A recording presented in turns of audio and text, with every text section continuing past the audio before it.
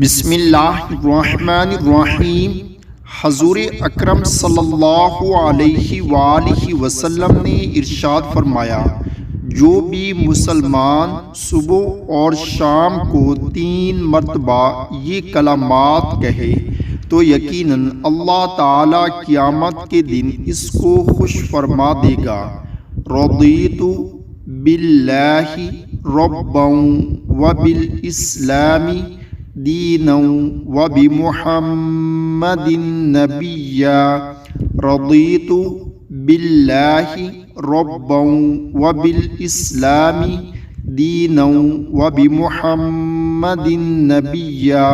میں اللہ تعالیٰ کے رب، اسلام کے دین اور محمد صلی اللہ علیہ وآلہ وسلم کے پیغمبر ہونے پر راضی ہو گیا۔